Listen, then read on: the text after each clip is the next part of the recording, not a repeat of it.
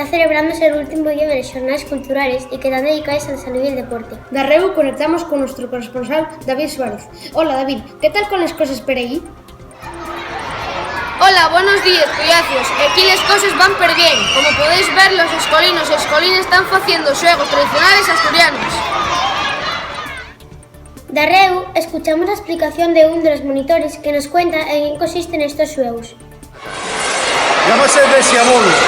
Trátase de tirar 3 bolos de madera y dejar uno de los 6 en pie. De ahí la palabra desiabolo, deja un bolo. La única modalidad de bolos que solo se juega aquí en Asturias, en Gijón, en Tener.